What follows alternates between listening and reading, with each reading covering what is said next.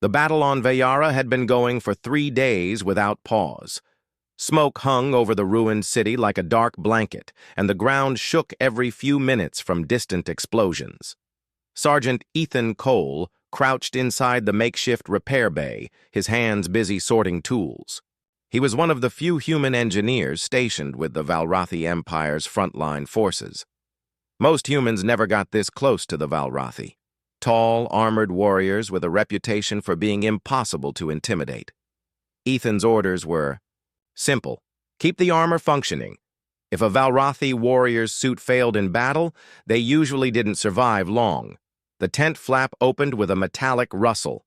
Ethan looked up and froze. Commander Lysira stepped inside. Even without her, "Helmet!" she towered over him. Her skin was a faint silver gray, her eyes a piercing amber, and her black battle braids reached her armored shoulders. Her armor was scarred, dented and smoking slightly from recent combat. "Human," she said, her voice deep but calm. "You are the one who repairs armor." Ethan swallowed and nodded. "Yes, Commander. Please, take a seat." She didn't sit. Valrathi rarely did unless ordered. Instead, she stood tall, watching him with the steady gaze of a predator sizing up its prey. As Ethan moved closer, he noticed several deep gashes in the chest plate and shoulder guard. One of the suit's energy regulators flickered weakly, the blue glow unstable. He pulled a scanning device from his belt. While he worked, his hands trembled slightly. The scanner beeped and highlighted damage deeper than expected. Multiple. Severed conduits and hairline fractures in the armor's power core housing. "You are shaking," Lysira said suddenly. Ethan froze for a second. He didn't think she'd notice or care. "Just focused," he muttered. She tilted her head. "No, your hands are trembling. Why?" Ethan didn't answer right away. He could feel her eyes on him, unblinking. The truth was, he wasn't trembling out of fear of her. At least, not entirely. Yes, she was huge, heavily armed, and could probably crush him without trying. But the real reason was something else. The damage was bad. If she went back into battle without a full repair, her armor might fail completely, and that could mean her death. Still, he stayed quiet and kept working. He detached the left shoulder, plate with a hiss of released pressure. Underneath, he saw frayed wiring that looked wrong. This wasn't normal battle damage. It looked deliberate, almost as if someone had cut the lines carefully with a fine blade. His mind began to race. Sabotage? But why? And by who? "You are taking too long," Lysira said, her tone carrying a hint of impatience. Ethan glanced up. "Commander, with respect, this is worse than it looks. I'm going to need to replace half of your shield conduits. If I rush it, they'll fail the moment you take a heavy hit." Lysira studied him for a moment, then gave a short nod. "Do what you must, but be quick. The next assault begins soon." Outside, the distant boom of artillery reminded them both that time was not on their side. The repair bay trembled slightly with each impact. Ethan grabbed a set of replacement wires from his kit and began carefully stripping away the damaged ones. The more he looked, the more certain he became that this was no accident. The cuts were too clean. He wanted to ask Lysira if she had any enemies in her own ranks, but that seemed like a fast way to get himself thrown out of the tent, or worse. The ground shook harder this time, and a deep roar echoed from outside. Valrathi voices shouted orders in their language. Ethan's hands moved faster. "You still have not answered my question," Lysira said suddenly. "Why are you trembling? Human?" Ethan sighed. "Because I know if I mess this up, you won't make it to the next battle. And I've seen enough people die already." Her amber eyes narrowed, but not in anger. "You care for the lives of warriors you barely know?" Ethan shrugged, still working. "It's my job, and maybe it's just what humans do." There was a moment of silence. broken only by the faint hum of the repair tools. Then, without warning, the repair bay's outer wall rippled with the impact of nearby artillery. A section of the tent collapsed inward, scattering equipment. Ethan stumbled, and Lysira moved instantly, stepping in front of him, her armored frame shielding him from falling debris.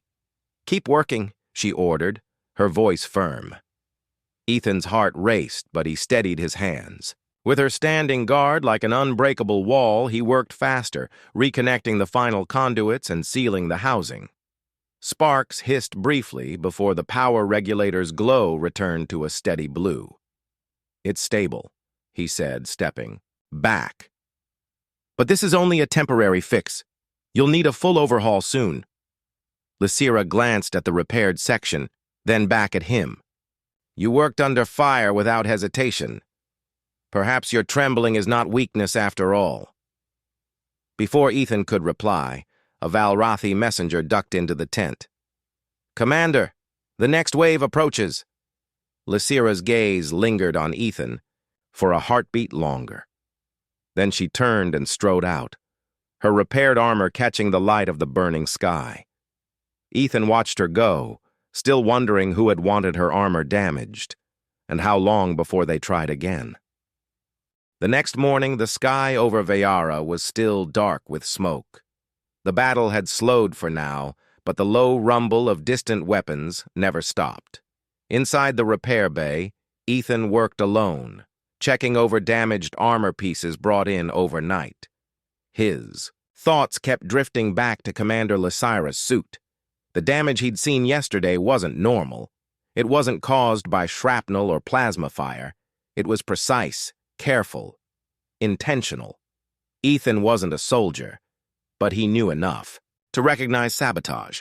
And if someone inside the Valrathi army wanted Lysira dead, it meant things were far more dangerous than he had thought. The tent flap rustled again.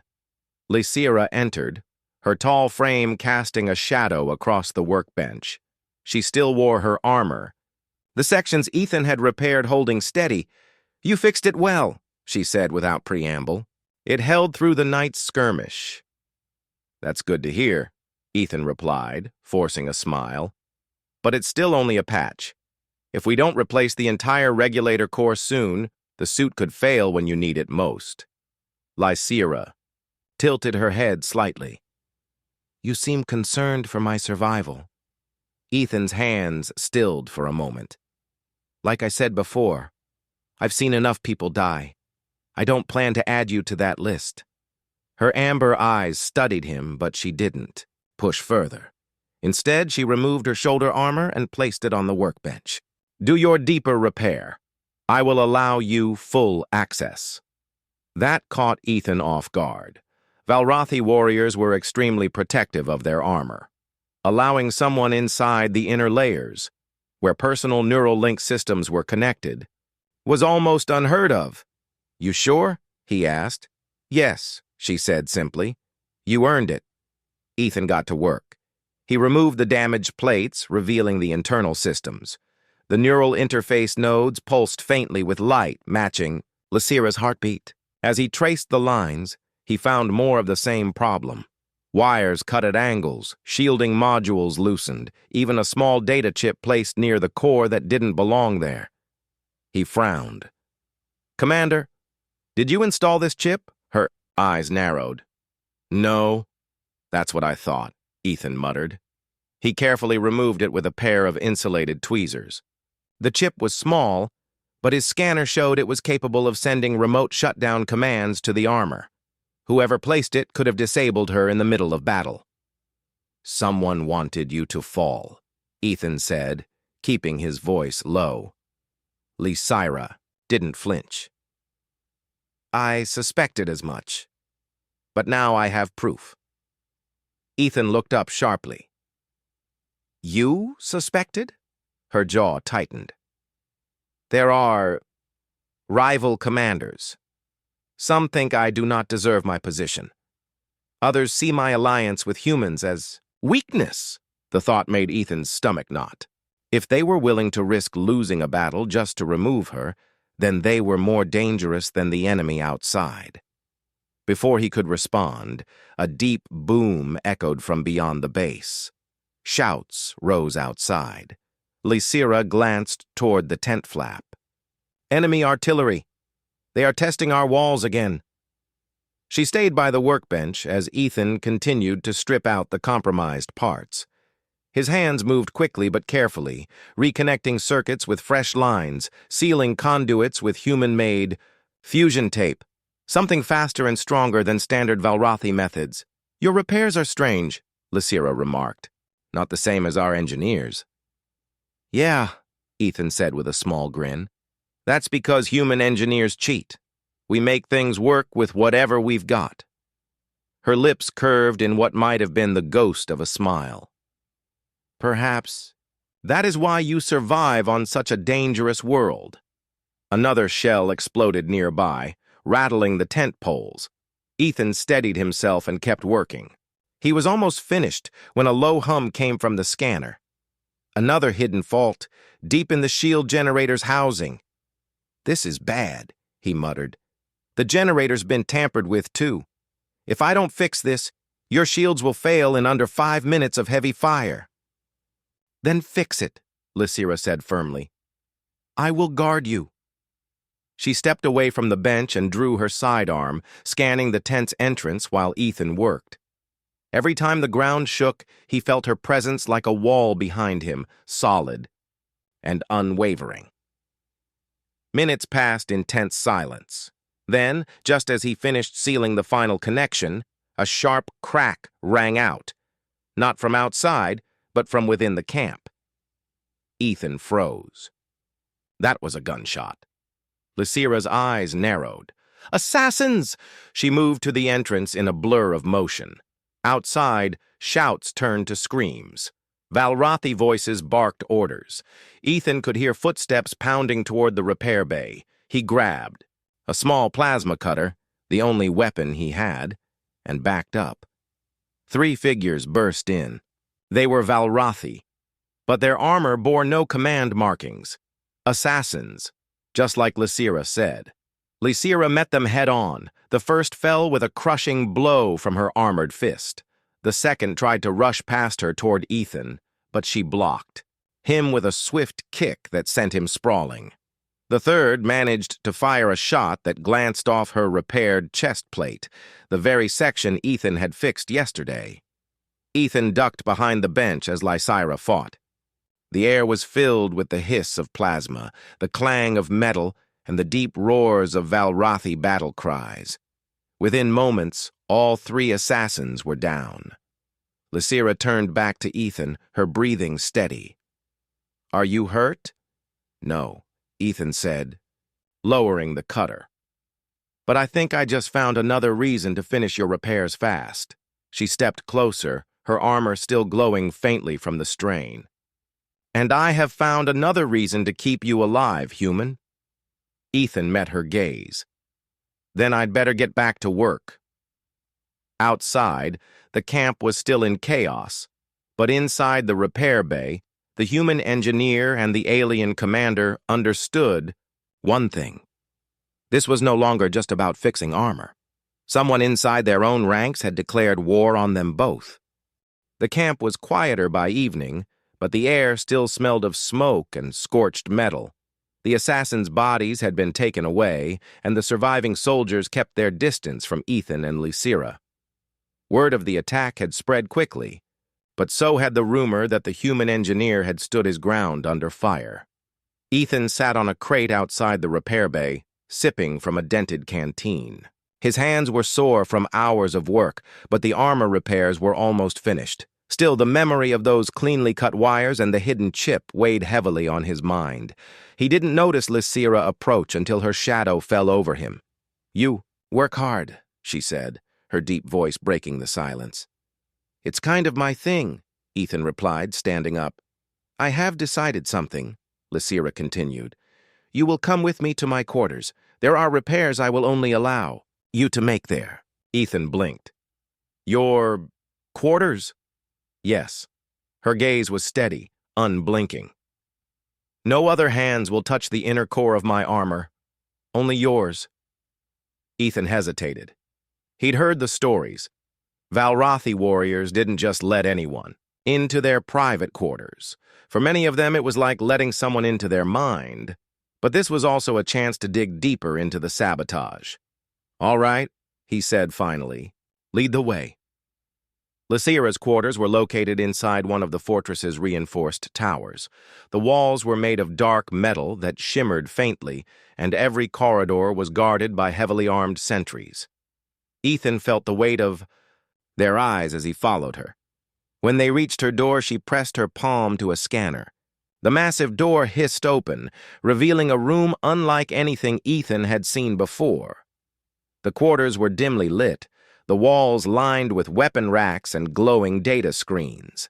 At the center was a large circular platform, clearly the armor maintenance station. Around it were storage crates, tool racks, and a few personal items. A carved stone from her homeworld, a banner marked with her family crest, and a low table with a silver cup.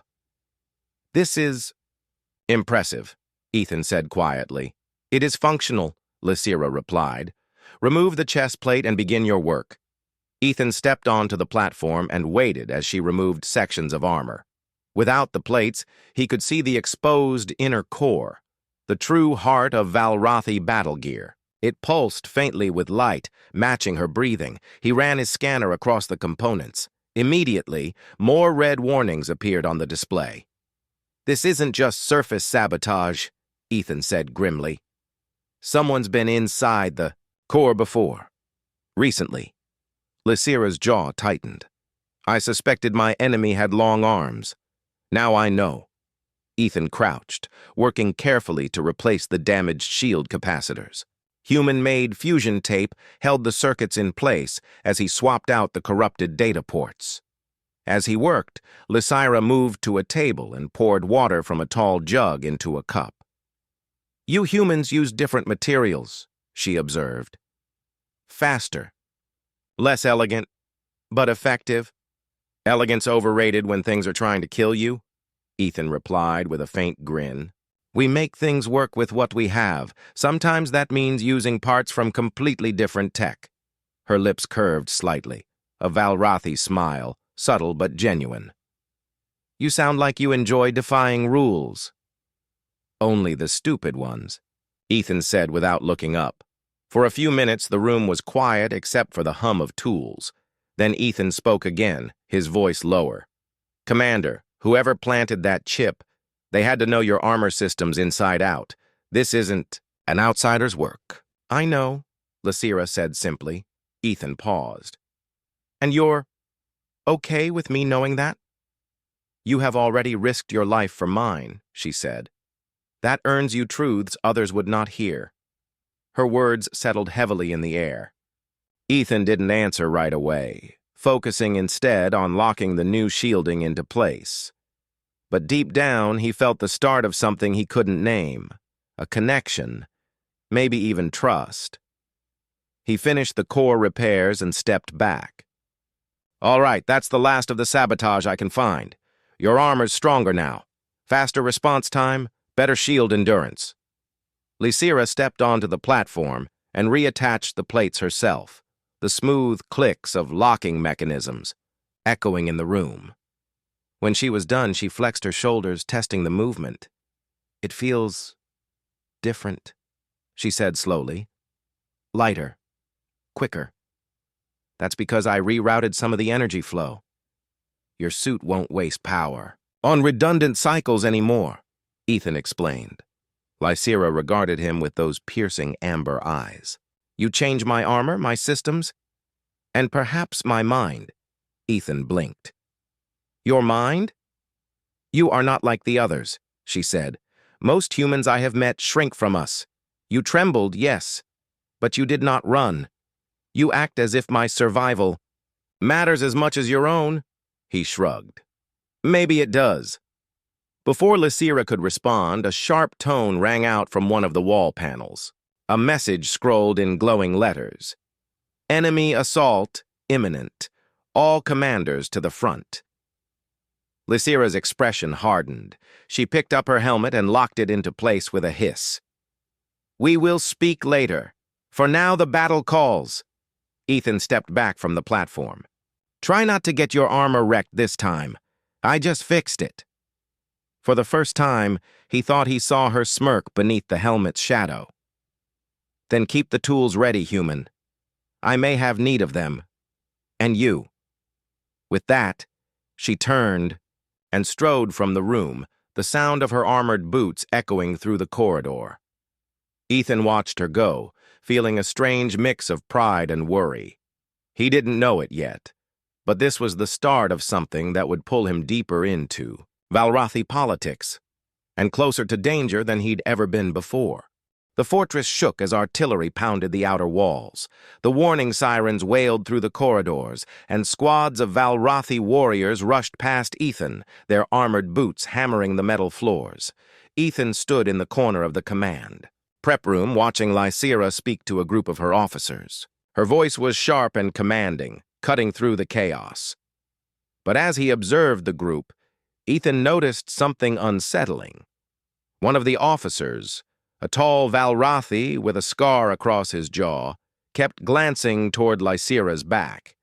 His eyes were cold, calculating, not the look of someone simply awaiting orders.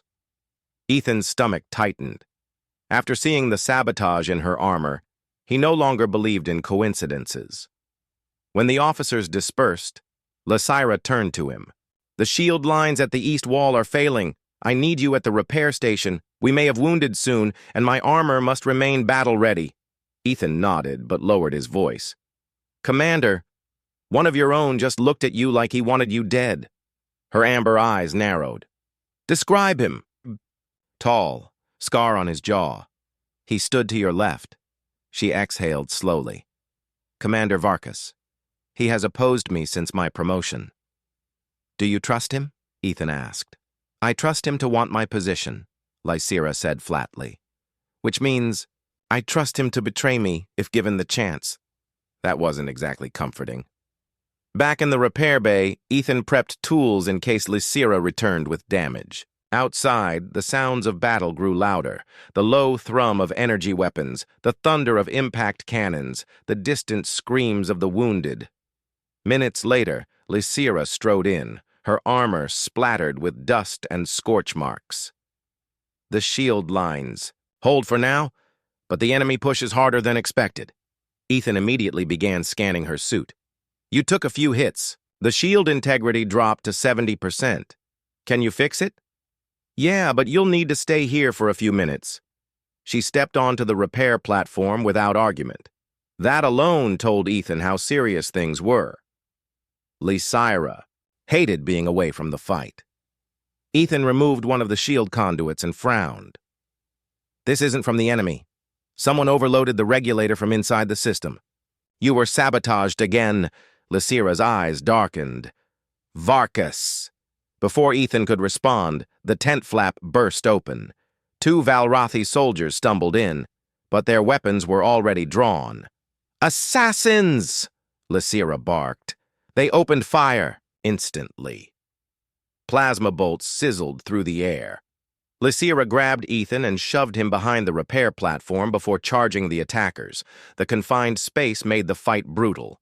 One assassin swung a blade at Lysira, but she caught his wrist and twisted until the metal armor plates buckled.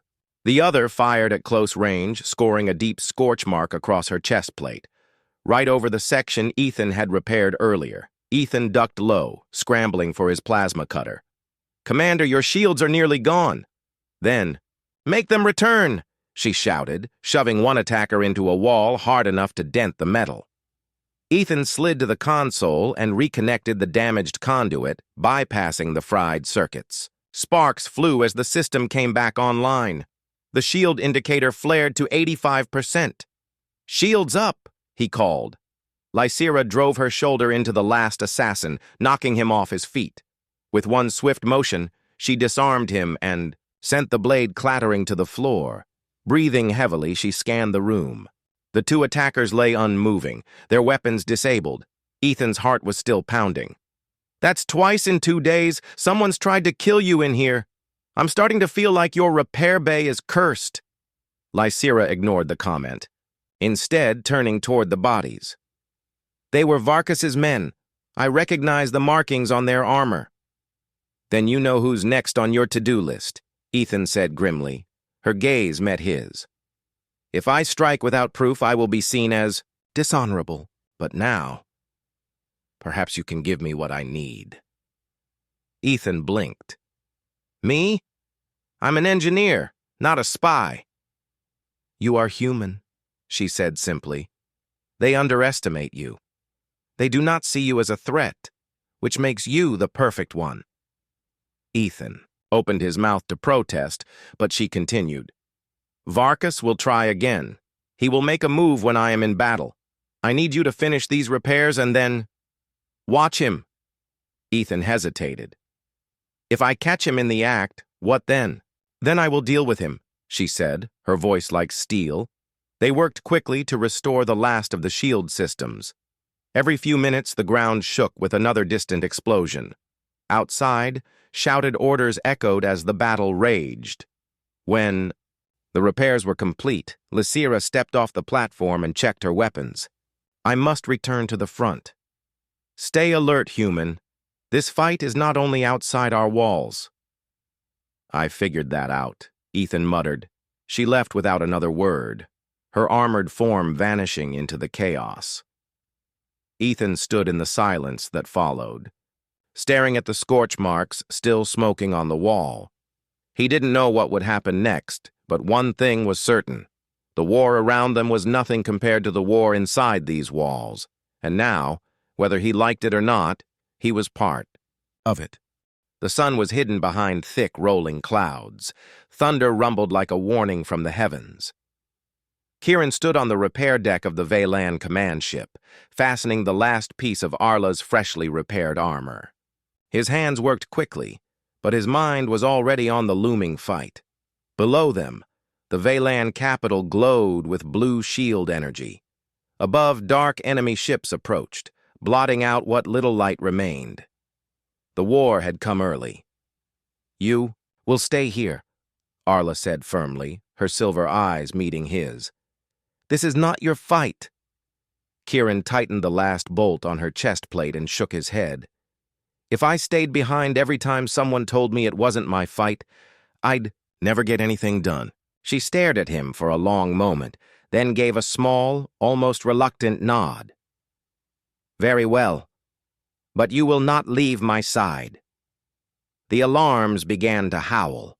The deck beneath them trembled as the enemy's first plasma shots hit the outer shields. Arla's wings of silver armor flared open with a hiss, and she stepped toward the launch bay. Kieran followed, adjusting the blaster rifle slung over his shoulder, a weapon much too advanced for his taste, but necessary for survival here.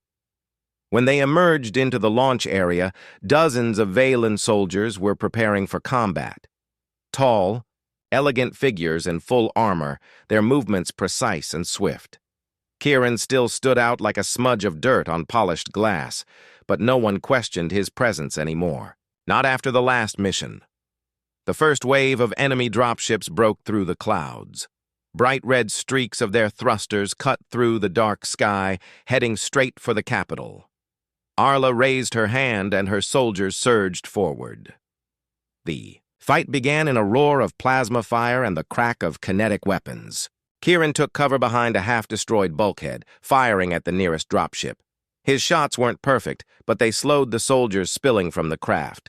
Arla moved like a storm given form. Her twin energy blades carved through enemy armor, each strike sending sparks flying. But the enemy wasn't here to win a battle in the sky. They were here to reach the ground. And once they did, the city would be in danger. Kieran! Arla's voice rang through the comm in his ear. Take the southern flank. Do not let them land near the generator tower. Kieran didn't argue. Sprinting across the shaking deck, he slid into position near a railing that overlooked the city's main shield generator. If that went down, everything would be over in minutes. 3 enemy soldiers landed on the platform in front of him. Their armor was heavier, their weapons faster. Kieran ducked behind a crate, firing controlled bursts. One enemy fell, another advanced, firing back. A shot grazed his shoulder, burning through the fabric of his jacket. Pain flared, but he kept moving. He grabbed a loose coil of repair wire from his belt, flicked it forward, and caught the enemy's leg. A quick pull sent the armored soldier off balance, and Kieran's follow-up shot took him down. The last enemy hesitated, clearly not expecting such stubborn resistance from a human. That hesitation cost him. Arla's voice returned in his ear. "Flank secured?" "For now," Kieran panted, wiping sweat from his forehead. "But they're testing every angle." Lightning cracked across the sky, illuminating the chaos above. More enemy ships appeared, but so did Valen reinforcements. For a moment, Kieran thought they might hold. Then he saw it. A massive enemy cruiser, larger than anything he'd seen before, descending through the clouds. Its hull shimmered with some kind of adaptive shield that bent the light around it. This wasn't just another assault ship. This was something built to crush the capital in one strike. "Kieran," Arla's voice was quieter now, but more serious than ever. "Stay where you are. I will deal with it." He watched her leap from the platform, wings of silver light carrying her upward toward the massive cruiser. Enemy fire rained down on her, but she twisted and darted between shots with impossible agility. Kieran knew the truth. If Arla failed, nothing would stop that ship. And if nothing stopped it, the capital, the generator, and everyone in it, including him, would be gone. On the platform, enemy forces kept coming. Kieran's rifle overheated, forcing him to switch to a sidearm. His movement slowed, his shoulder ached, but he refused to give ground. Every second he held the line was another second for Arla to reach that cruiser. Through the smoke and chaos, he caught glimpses of her, slashing through enemy drones, tearing into the cruiser's defenses piece by piece. The sky around her lit up with fire, but she pressed forward. Finally, a blinding flash erupted from the cruiser's midsection. A deep, echoing boom followed, shaking the platform beneath Kieran's feet. The massive ship shuddered, its adaptive shield flickering, and then it began to fall. The enemy forces on the platform froze for a heartbeat, watching their strongest weapon plummet into the clouds below. That was all the opening Kieran needed. He charged forward, clearing the last soldiers from the southern flank. When the cruiser hit the distant sea with a colossal splash, the sky seemed to breathe again. The remaining enemy ships broke formation and retreated, vanishing into the storm. Kieran slumped against the railing, exhausted. A moment later, Arla landed beside him, her armor scorched and dented, her silver eyes still glowing. "You held." "The line," she said softly. "You took down a flying city," he replied with a tired grin. "Guess we both had a busy day?" For the first time, she allowed herself a small, genuine smile. "This is not over, human. But you fight as if you were born among us." Kieran only shrugged. "I just don't like losing." Somewhere deep, in the clouds, the thunder rolled again, but this time it sounded less like a warning and more like applause. The battlefield was quiet now. Not because the fight had ended, but because both sides were holding their breath. The wind carried the faint smell of burned metal and scorched ground. Sparks still flickered in the distance where wrecked machines lay scattered. Ethan stood beside Commander Vera, her tall frame casting a shadow over him. Her armor, once gleaming silver, was scratched and dented from the fight. He was finishing the last repair, tightening a piece near her shoulder plate. His hands moved with practiced care, but his heart was racing. "You're trembling again," Vera said, her deep voice breaking the silence. She tilted her head, her glowing amber eyes studying him. Ethan gave a small, nervous laugh. "I'm not trembling, just cold." She narrowed her eyes. "It is 24 degrees.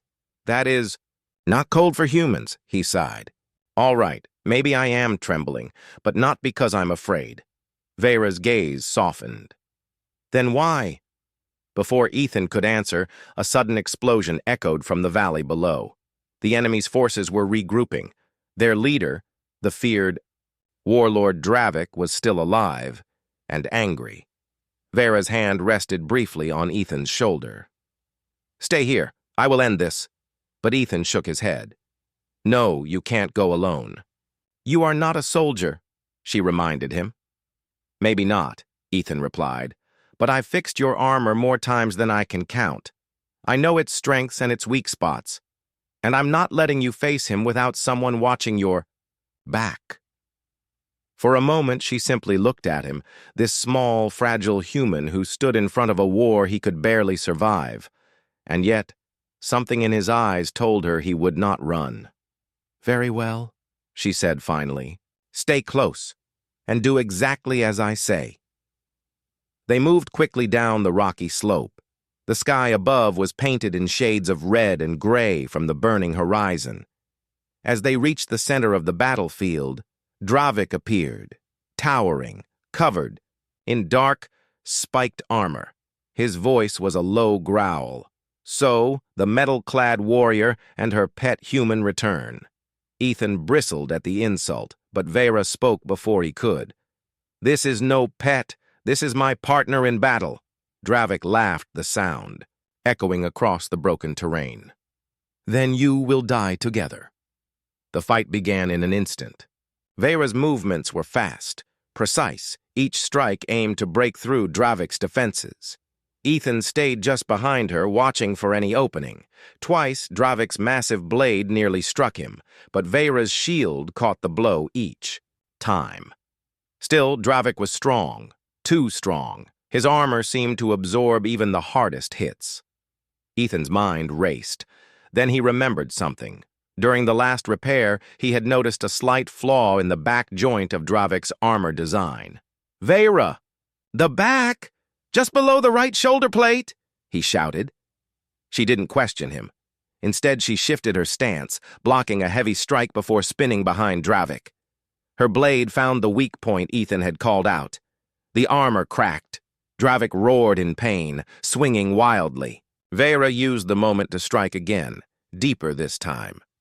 The warlord stumbled, his blade falling from his hands. With one final strike, she brought him down. The silence that followed was heavy. The remaining enemy soldiers, seeing their leader fall, retreated into the shadows. Vera turned to Ethan. "You saved the battle." Ethan shook his head. "No, you did. You gave me the opening I needed," she replied firmly. "And you stayed when you could have run. That is not the act of someone trembling in fear." Ethan smiled faintly. "Maybe. Or maybe I was scared, but I decided that protecting you was more important." For a long moment, she simply looked at him, her eyes unreadable. Then she said, quietly, "You are unlike any human I have met." They walked back toward their camp under the darkening sky. Soldiers from Vera's unit watched them with newfound respect. Ethan still felt the adrenaline in his veins, but the trembling had stopped.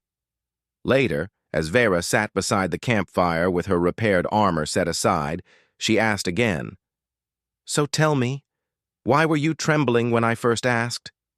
Ethan hesitated.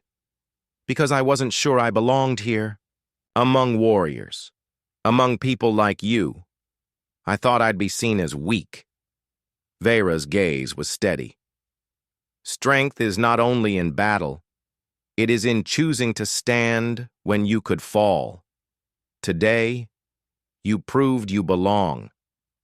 Ethan looked into the fire, feeling a warmth that had nothing to do with its flames. In the quiet of that night, with the war momentarily held at bay, the human and the alien commander sat side by side. Two very different beings, bound by a fight they had survived together, and by a trust neither of them had expected to find. The stars above glittered, and somewhere in the distance, the wind carried away the last echoes of the battle. Ethan wasn't trembling anymore.